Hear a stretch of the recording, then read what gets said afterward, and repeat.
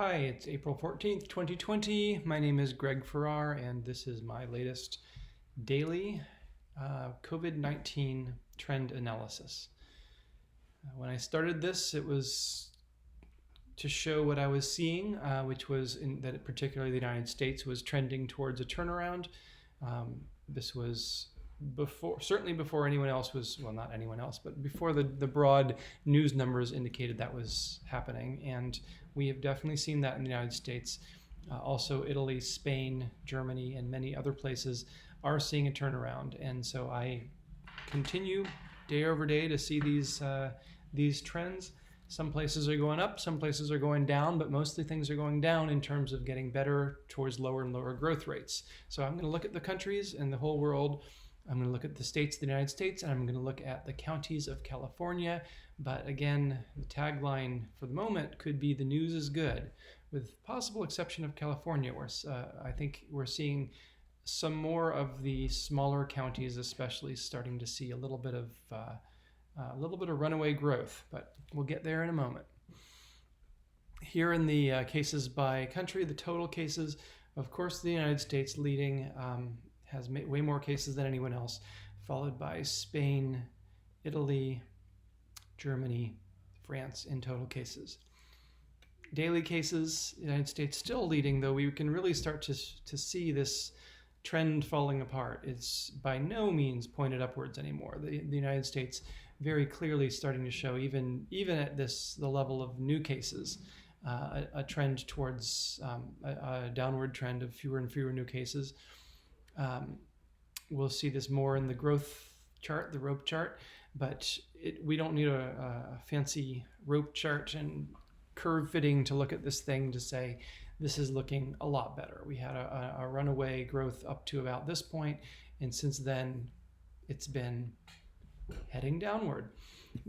Still possibly because there was this this was actually when I first said, hey, it looks like we're turning the corner, or maybe it was here or here. Right after that, there was a mini trend upwards again for a week. And maybe because that trend still kind of fits this line direction, our line has not yet turned around for the United States. The fitting line here, which tries to make a guess of what direction things are going, is befuddled by the way this went up, and then it sort of went this direction, and now it's going that direction. It's like we've got three little lines, all apparently at completely different places and angles. And so the line is confused, but I don't think it takes a lot of imagination to say we do see a downward trend, and the last 3 days especially have been looking good in the United States. Let's zoom in a little bit. Nope, that's not what I want. Show me just this. Yeah. Let's zoom in on the other countries. What happened to the other countries? Where did you go, other countries? Sometimes this freaks out a little bit. Yeah, we're doing that thing again. I'm going to skip this plot and go to one I like better anyway, which is the one per million. In cases per million, we can actually compare countries and say which ones are doing relatively better or worse based on population. And while the United States is way ahead of the pack in total numbers, that is, as we can see from this chart, at least in large part because the United States has a lot of people. The United States line is here. It's not looking great. It's third in the world, but it is behind Ireland and Belgium. Ireland is now the leader. Belgium has been up and coming for a while. Neither of them are showing a great trend right now, though I think if we look in the overall growth, we'll see that both of them do seem to roughly be flattening out. We'll see that in the next graph, or we won't. We'll talk about that in the next graph. But in any case, Ireland and Belgium are leading per capita, followed by the United States. And then we see Spain and Switzerland here, which are showing this very obvious now downward trend. Of course, we are seeing that on the United States too, but the curve doesn't yet recognize it. But in this case, the trend is so obvious that even this curve, which is reluctant to start turning too soon, is now turning and is showing a downward trend. We see also Italy has turned that corner, Austria, and it looks like down here probably Iran also heading in a good direction. So quite a few countries are not just turning that corner that we always talk about, which is the corner towards a negative growth of new daily cases, fewer and fewer new cases each day. That has happened long ago in these countries in late March. Now we're seeing, because it turned that corner, we're seeing those new daily cases trending downward and downward. And that's good to see. A lot of countries still show the upward trend, though. Let's look at just the top 5. Actually, I think we did kind of look at the top 5. Wow, here we go again. My graphs are doing weird things again with their trend lines.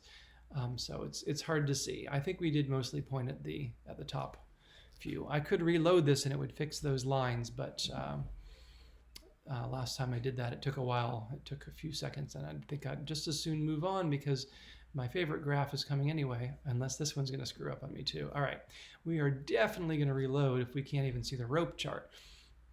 It'll be very quick. So the rope chart will show us the general trend of growth in daily new cases by country. So we will see the if a line has crossed 0, that tells us when the country turned around towards 0 growth of new cases, towards negative growth of new cases. If the line is trending downward, if it's sloped downward, like say this purple one here is slightly, or this one, they're actually pretty much all of them slope downward, which is very good news. If it's sloped downward, it means they're getting better. The growth of new cases is improving.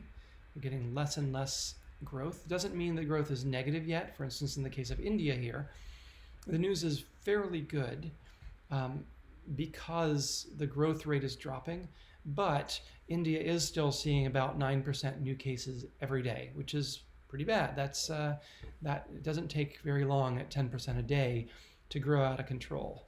On the other hand, the very latest point from India is 6%, and we do see this downward trend. So it's, given the shapes we've seen of almost all these other curves, it is plausible, just looking at the data, it is very reasonable to imagine that India will cap out here and turn the corner.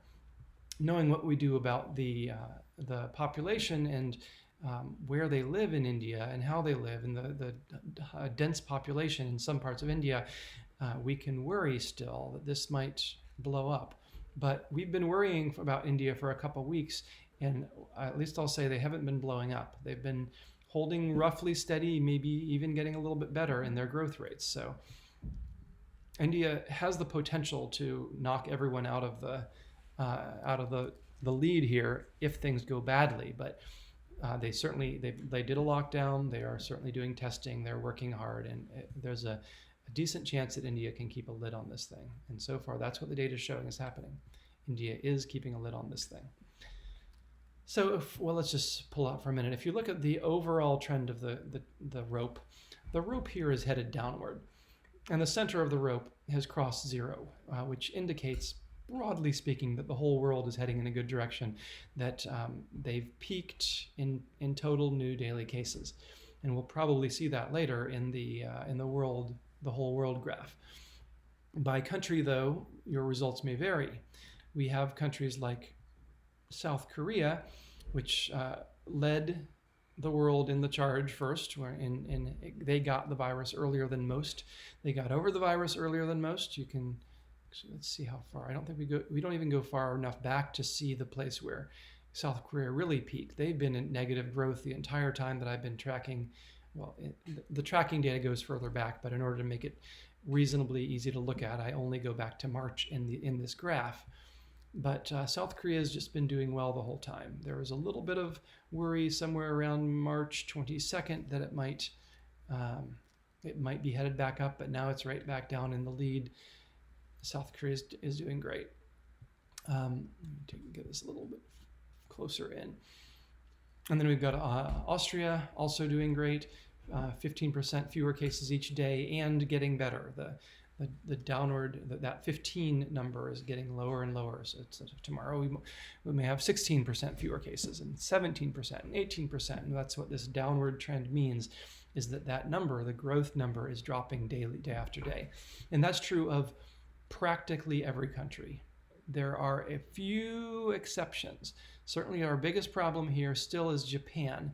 For a few days now, Japan has been moving in into place. They're still in the 25th in the world. They have very few cases, so this line is a little bit noisy in that it could be quite a bit different than this.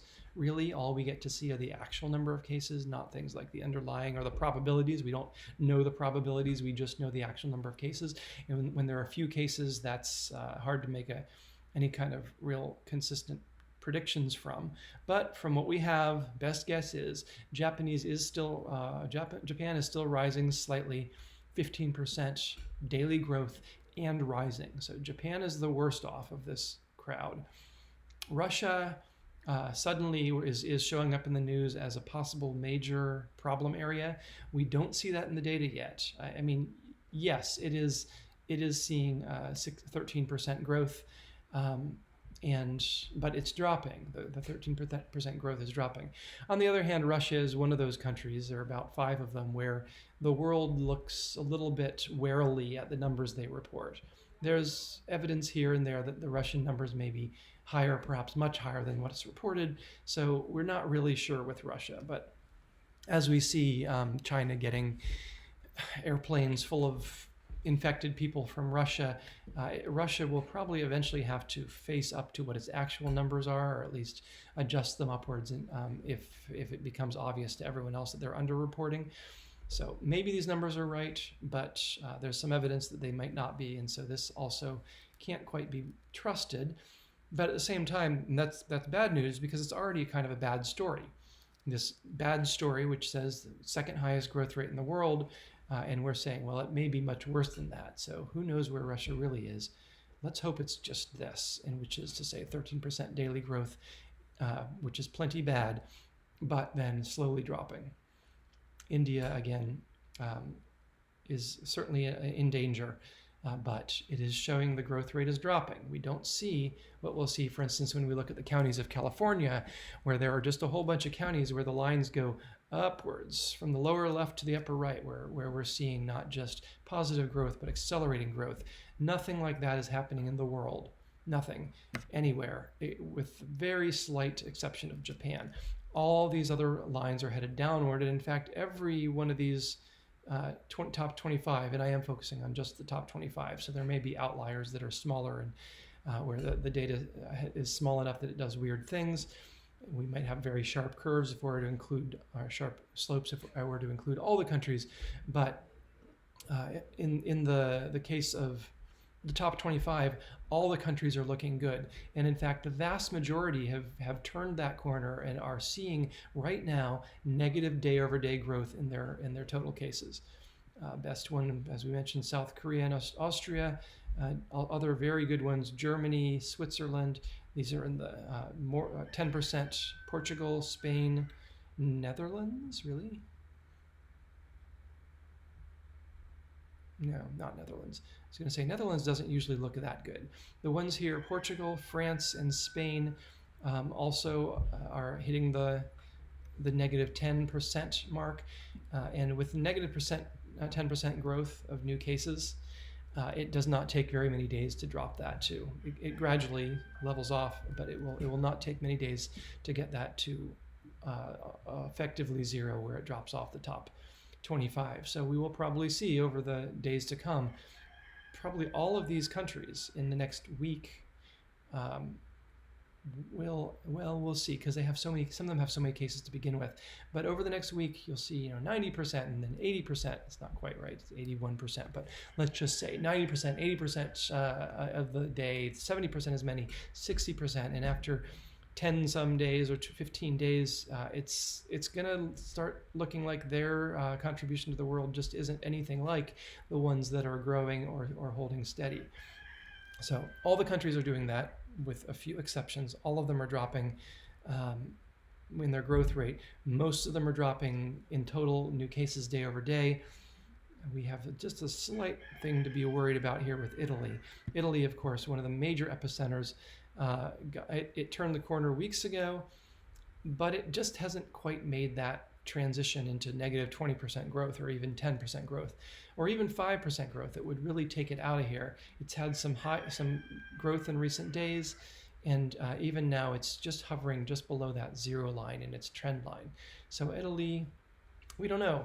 We don't know whether it's going to be doing well or poorly, but it certainly had its problems, and seemed like for a while there it was really getting over them, but it keeps losing momentum, and there we have it. So we'll keep watching Italy. Spain then is more like what we hope to see. Spain, which really has gotten over its peak for sure. Well, nothing's sure. We could always see a new epidemic in Spain, but we seldom see something drop, a trend like this completely turn around and head back upwards again. It bends a little, it may speed up or slow down a little. Sometimes they'll head back upwards, but with a trend like this, I think it's pretty safe to say, high probability, Spain is not going to see a growth of new cases day over day. It's not going to rise above that 0, at least in this wave. If there's another wave, it hopefully is a while away. So that's Spain, looking good. Spain is now relaxing some of its restrictions, as I recall, because it also thinks it's looking pretty good. And we'll see that with all these countries. All these ones in below here are going to be talking now about relaxing some restrictions so people can get some semblance of normalcy back in their lives. But let's look at the United States. So the United States also looking very good. Again, turned a corner a week ago. Three very good days, drop of 11%. Still 5% downward trend, 5% fewer cases each day for the United States as a whole. This is good for sure, but it hasn't really locked it in. So the United States could totally take a turn for the worse if somewhere like Michigan or Louisiana or Chicago or California blows up, then this could at least lose its rapid downward trend. I think what's going to happen in the next few weeks is the policymakers will definitely want to keep this trend downward, but they might be willing to let it go downward a little more slowly if it gets some people their lives back. Yeah, that's the news for the world. It's for the individual countries of the world. We can also see worldwide the new daily cases obviously taking this real dip now. This is so sharp that I don't quite believe it. I don't think we're going to keep heading downward at that angle, but there's some noise here probably. It'd be great, but even if we don't, there's been something like a plateau for weeks now in the total new cases worldwide, which is great. And we see that, coming here in the percent change. It's still not signaling a turning of the corner worldwide, though I think it did just a few days ago. So this is one of those cases where the line has bent a little bit upwards. The world is looking a little bit less, the trend line is a little less certain about when it's going to hit 0 now. We did have a day where the world as a whole saw, over the average of 3 days, saw a 5% reduction in new cases, and we've had a couple of days that are just very small, 2% rise in new cases. So it's certainly looking good, but in total, in this particular graph, not yet hitting that 0 line that indicates the world has reached its peak in new cases.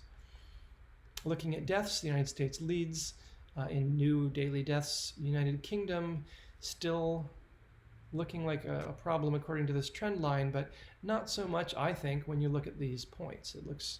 The points are kind of all over the place, but that looks more to me like it's peaked and is heading downward than it's heading upwards. And again, these trend lines are slow to bend. They need quite a few data points before they really start to bend downward to say, yeah, we're gonna believe this is a downward trend rather than just a couple of low points. Death rates also high in France, Spain, Italy. A number of new deaths are high.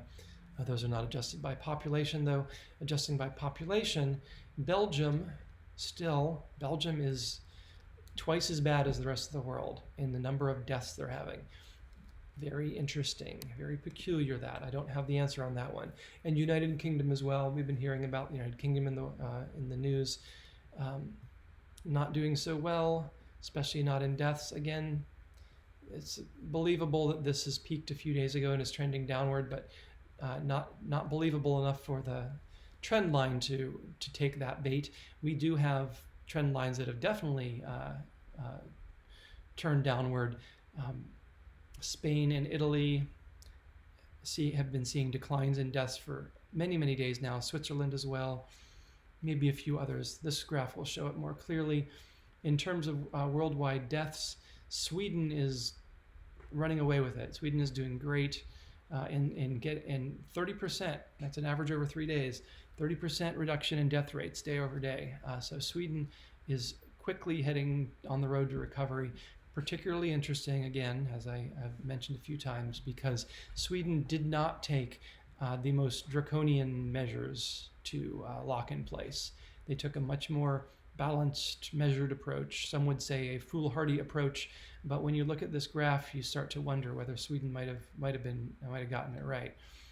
Sweden has been saying that the rest of us are taking an unnecessary risk by locking down, which is their recognition that it's more than just lives. It's more than just there are other impacts of the lockdown, in particular on mental health and on the economy. So, Sweden. Note Sweden.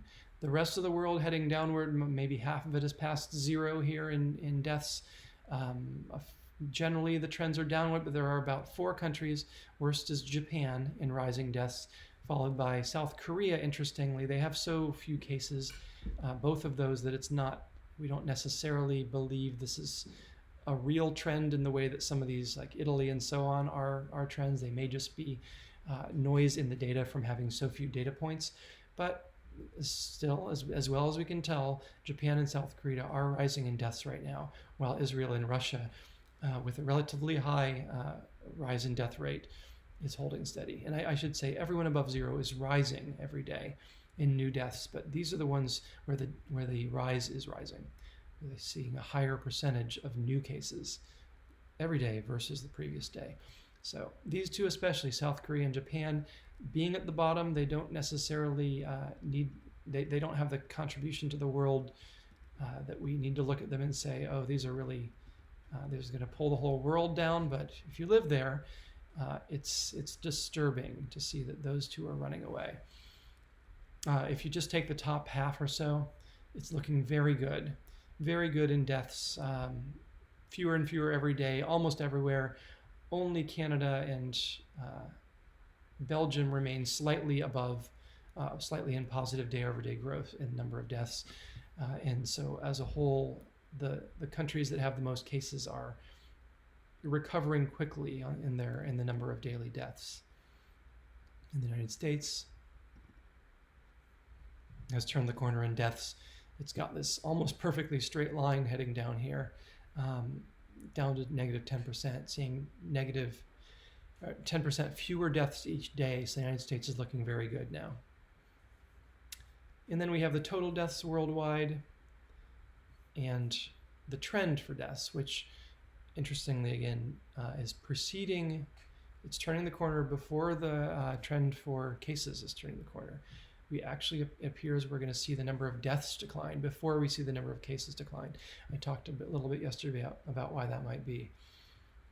Better treatments or delays in reporting are the ones that seem most obvious to me. So, moving on to the states of the United States. New York in total, always way ahead. Here again, we see this data anomaly. We see most days in New York where my data set is incorrect in reporting no new cases in New York. So that will make the New York numbers look slightly more optimistic than they should be. Just keep that in mind. The rest of the states, I think, are okay in that respect. Let's just take a quick look. Who is showing 0? 0 for today. New York shows a 0. No one else shows a 0. So yeah, only New York has that data anomaly. New cases, you can see New York has leveled off. It's not quite as obvious from the trend line that New Jersey has leveled off, but here again on New York, look at that downward swing, and on New Jersey, look at that downward swing. It's clear from the dots. These are well on their way to being having reached an obvious peak, and really I would say in New York the peak is a week ago, and New Jersey as well. Massachusetts, let me just see if I can. Is that Massachusetts? I don't think that was really Massachusetts I was grabbing there. Pennsylvania. Yeah, here again, the trend line hasn't caught up again, but Pennsylvania really looks good to me. Like it peaked a week ago and now it's headed down. Though the trend lines don't necessarily flatten off immediately, the next graph, the rope chart, really does capture that information, and so we will surely see Pennsylvania below zero in the rope chart as that derivative graph shows us that the peak was likely around here about 5 days ago.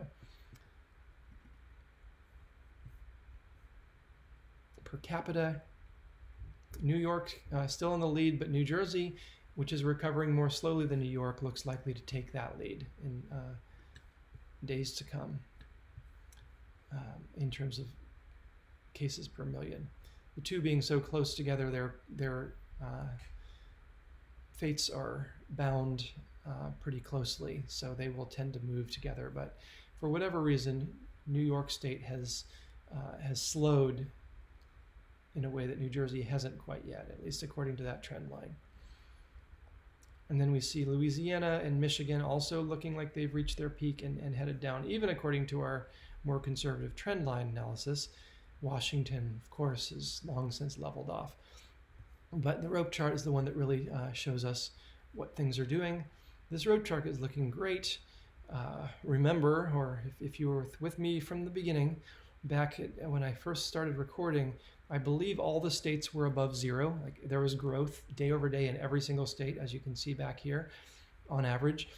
The trend lines showed everything above zero. But what we were starting to see, what even then you could see, is they were trending, they were headed downward. The rope was pointed downward. So though the numbers still looked like they were rising every day and like it was running away, it was rising every day, but it was rising less every day, and we saw that in the rope chart, and we could predict that there would come a day when the states as a whole would drop below zero and the growth would come, and that seemed to be just days away. And indeed, now here we are. Certainly the majority of this rope is below zero. I'll zoom in some. Almost all states. Well, first of all, notice that every state in the top 25 is trending downward. There are none of them that are getting worse in their daily cases. And there are only a handful. I'll zoom in on the specific ones. There are so few I can name them off. A handful that are growing at all, day over day. We have Massachusetts, which is the worst, but even then only 5%. Less than 5%. Less than 5% growth for the very worst state in the United States of the top 25. That's great. Alabama, Connecticut, North Carolina, Arizona, and Illinois. All of these recovering, all of these heading towards lower growth. All of them, however, still growing in daily cases. So none of these have turned the corner. If you look at a daily cases graph, you're still going to see the numbers going up a little more each day, but that little more is dropping, and they are headed in the direction that will put them with the rest of the pack, which are the ones who have turned the corner.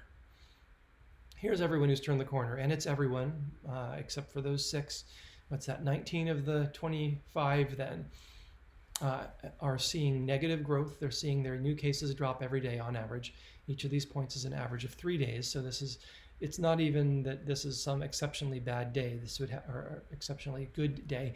It would have to be kind of 3 days in a row, all of them very bad, to have a false direction on this graph. All of them very low, I should say, in growth rates, very, very like large negative numbers. So this is all good news, and this is all, there are already 2 levels of noise reduction happening here. One where I'm combining every 3 days into 1 day, and then secondly, these trends, as we've seen, are very conservative in saying when something's changed. So the fact that all these trend lines of moving average data are all pointing downward means something. It really means something. This is very clearly the vast majority of the United States has reached a point of negative growth in new cases and has turned the corner on its daily cases chart. Louisiana, which we were worried about so much, is the clear winner, 20% daily reduction of new cases. It's hard for me to imagine that Louisiana is going to suddenly spin around and become a new epicenter. So I think Louisiana is out of the woods as long as they keep doing what they're doing. Of course, if they suddenly all decide to have Mardi Gras again, then we're in trouble. Of real gras, I guess it would be. Then, I don't know, maybe that's not French. Anyway, New York, also great. New York is headed south here in a good way. Headed down. They've got a negative growth rate. New York did turn the corner, it appears, yesterday or so. New cases, fewer and fewer each day. South Carolina, Washington. Oh, actually, no, I was thinking this was the zero line. But the zero line's way up there. New York turned the corner a week, 10 days ago. All of these have turned the corner days ago. It's just everyone else. Everyone's looking good. I was going to say the only bad point in this graph, but there isn't one. There's no bad point about this graph. I will point out this one, which is New Jersey, which is kind of leveling out. But if you level out at a 10% reduction of daily growth, that's great. You just stay at 10% reduction, New Jersey. It'll be fine in a few weeks. So we don't have to keep going down and down forever. In fact, it's not even possible. These will have to level off eventually when the cases just go away. But as long as you're below zero, your state is doing fine. And with all the rest of them headed below zero, the country is doing fine. And that's why we see this trend of, where is it? Looking at the United States level, we see this trend that says, the United States is doing great as a whole. 4% reduction of new cases every day and just getting better, especially if this really is the new trend. Then we're headed to 20% in just a couple days. 20% reduction. So those are the states. Testing by population still is looking great. 0.4% of the population tested is a good number. It's a solid, respectable number to have 0.4% of the population tested. No state in this top 25 is that low. None of them, all of them are almost to 0.5 or above 0.5. So every single state is doing well in testing. Washington with the green cross-cutting here we see again is leveling off, and that's, I think, okay, because Washington is just doesn't need to be doing as much testing because it doesn't have as many cases. It's sending its people, its medical supplies elsewhere because it's got this thing beat. New York, spectacular, 2.4% of the population is tested. That's a lot of people when you're New York. 2.4% of the population is tested. Louisiana, not as many people, but also a really great number. That may indeed be why Louisiana is doing so well in the growth rate, is because they are testing like gangbusters. They're going 2.3%, and we can see how they're doing day over day in their testing. Louisiana had a problem. They had the possibility of, I've lost my trend lines again, but I don't need them right now. They had a possibility of running away with it, and it was maybe around here was when we were first worrying about that, and they started doing a lot of testing. It's not super consistent like some other places, like let's see, New York. Well, even so, it still varies a lot. But Louisiana has just been doing a ton of testing, and that's probably part of why their numbers are looking good now, and their new cases are dropping. Off to the level of California counties. Somewhat to my surprise, the news is not as good here. You would think it would be good, given that we saw, well, now my trend lines are gone, aren't they? No, not really. Let's see, is it gonna let me, yeah, I do have trend lines on this graph. Okay, you would think the news would be good because California as a whole has turned the corner a few days ago and it seems to be doing okay. This was an anomalous zero, and then it got doubled up here. So those two combined somewhere around here on the graph. I hope you can see when I point at things. I believe you can't see my cursor, but hopefully when I actually point at something and a box jumps up, you can at least see that. So somewhere between this point and this point, there's a missing point that should be there, which is the average of those two, actually two missing points. So California, it is kind of living at the zero line here, I guess. I mean, the latest day is 2% down. Hard to say what the previous day was because I can't visually average those, but it was around zero. In the last couple days, around zero. So California isn't taking a sharp downward turn, New York, on the other hand, New York, following the same trajectory, did eventually get to a better place, and so will California if it keeps just eking its way downward a little bit at a time. But it's not doing a Louisiana. Louisiana turning down much more quickly. California is a little so-so, but the most important thing, which is that it's at zero growth on average, that seems to be holding. But given that California is doing well, it's a little surprising to me when we look at the rope chart for the counties that there's not, to my eye, a really obvious downward trend here. This rope is frayed, and we have about half of it above zero, a little less than half maybe, and about half of it below zero. Good news is that everyone below zero is headed further below zero. They're all trending downward, whereas some of the ones that are above zero are trending downward and are heading towards zero. But there's still quite a few counties in California that are not only above zero in growth of new cases, but are trending higher in their growth of new cases. Worst of them, San Bernardino, interestingly. San Bernardino now showing a 21% growth rate and rising at a fairly steep clip. We also have Santa Cruz, which has been looking good recently. I'm going to focus on that because I know that some of my audience is interested in Santa Cruz. Santa Cruz has very few cases, so there's a lot of noise here. We have days with 0 cases in Santa Cruz, or 1 case, or 3 cases.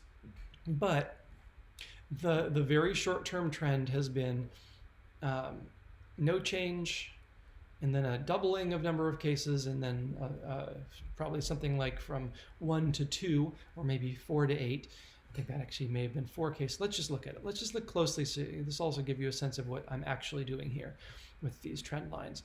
So Santa Cruz, very bottom of our list, does not have many cases. No cases, no cases, no cases.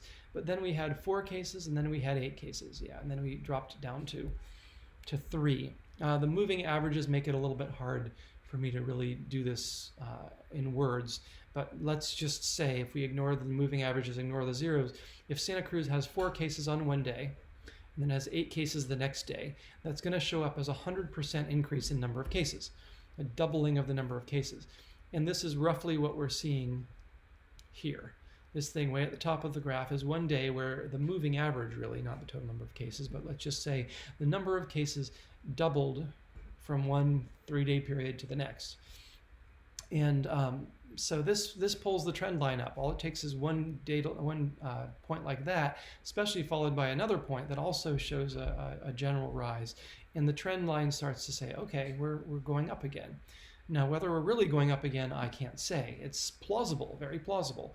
We have 2 nice low points and a few new zero, maybe 4 0 or above, and a couple or 3 that are well above zero. And it's really hard to say. Santa Cruz is all over the place in the past week. But with that, anyway, that's where we get our trend line.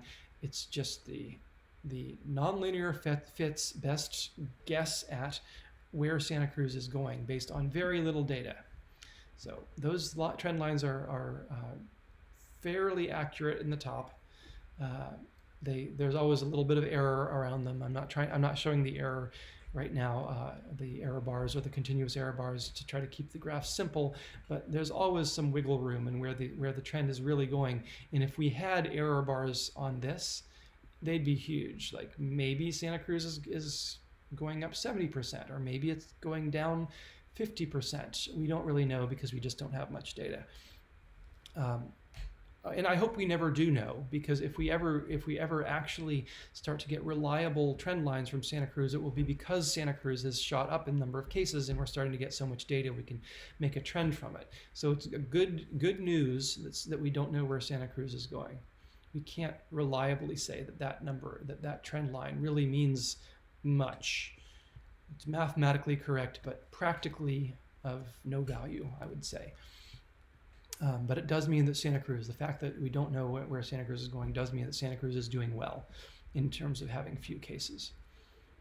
And in fact, let's just look cases by million where Santa Cruz lives in there.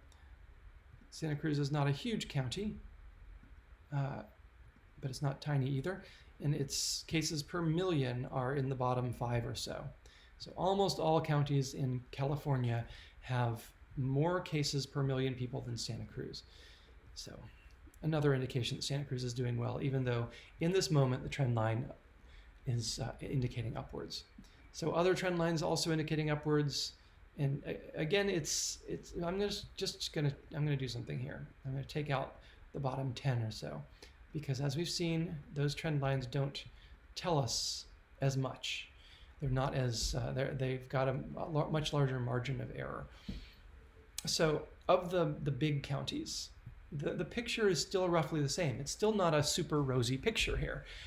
We don't have, like in the country level, where everyone is headed kind of downward, with a few exceptions. Yeah, there's a cluster of 4 at the top, and really 2 that are problematic at the country level, or the state level, where it really is just all good news. Everyone's headed downward.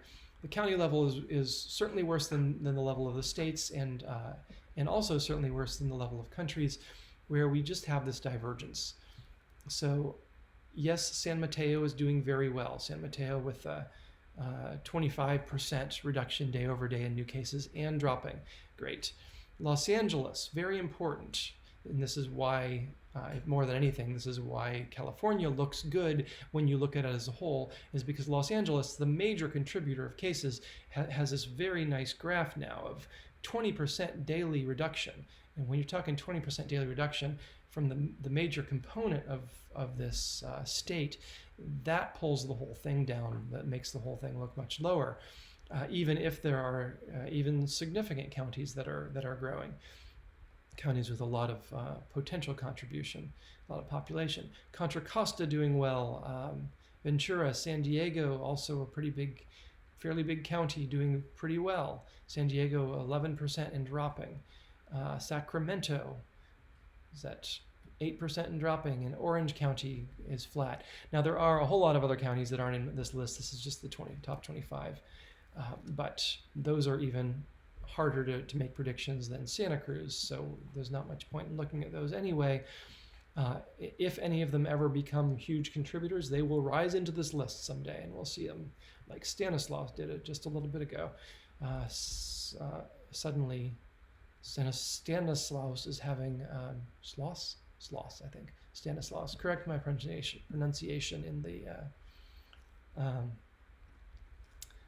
the comments if you know it. Someone was telling me that I was saying Plosser wrong. Yeah, no news is good news for Santa Cruz. We have in the comments, and that's true. I mean, if no cases 3 days ago, no cases 4 days ago, this is good news. Santa Cruz is doing fine, and is doing well per capita as well. Because if we had some super tiny county that had 10 cases, that might be a disaster for them in the per capita numbers. But even per capita, Santa Cruz is doing fine. Sacramento, Sacramento has been flirting with the 0 line here. They were below it, now they were above it, now they're below it. Sacramento is not doing great right now. It's not running away. It doesn't have exponential acceleration here. It's just not doing what the most effective, or most, I don't know whether it's effective or just lucky, but whatever these counties have going for them, Sacramento doesn't seem to have that right now, because Sacramento is seeing the same number of new cases every single day, and that will eventually be an infinite number of new cases if you wait forever. So we want to see that shrink away. That number has to drop before we can say that Sacramento is doing well. Orange is doing well. 5% new cases, fewer new cases every day. Riverside also, which was a problem you can see back in the day. We were paying close attention to Riverside a couple weeks ago. It's still very gradually coming around, but it has not turned the corner. 3% daily growth is not a serious problem, but like Sacramento, you're never going to get over it until your growth goes below 0. So it still has some work to do. The 3 problem counties of the top 25: San Bernardino, as we mentioned; San Francisco, 12% daily growth and rising, not good. Santa Clara is seeing something like 8% daily growth and rising, not good. It's the rising part in this series, what I've focused on more than anything is the slopes of these lines and when they cross zero. And I can tell you when they cross zero, first of all, that's when they've turned the corner, that's when they're halfway. And I guarantee you, if this continues rising, it will never cross zero. So we need to see these slopes head downward before we can even talk about when they're going to turn the corner. These aren't, not only are they not, can we not predict when they turn the corner, these ones have turned away from the corner and they're running the other direction. So we're going to someday completely, well, it's not completely impossible to know because we know these trends are weeks long. But it's going to be days from now, probably, before these ones start to peak, and then many more days before they actually get down to zero. So we still see a pretty long tail on recovery for those counties, Santa Clara, San Francisco, San Bernardino, because they're just not moving the direction they need to. Let's see, out of curiosity, if we do have testing data for those. Santa Clara, we do. Testing data is actually very good in Santa Clara, 0.8% of the population tested. San Francisco, even better, 0.9% of the population tested. San Bernardino, adequate. So 0.4% tested is good enough. But I think if San Bernardino can find some way to double or triple the number of tests they're doing, they'll get to see that number turn around again. And right now things aren't looking good for San Bernardino, but they are looking good for the other large counties, with the exception of those three. Everyone has either turned the corner or they're heading towards turning the corner. And that's the news. Drop a real quick question in chat if you got one. I can look at any city or any county in California, or any state or any country in more detail. I do have the ability to look at regions in other countries and the analogs to states, or at counties in other states. I'm not currently doing that, but if someone wanted to have me do a one-off, show me the counties of Colorado or something, I could do a special. So that's the news. I'm Greg Farrar. Thank you for watching.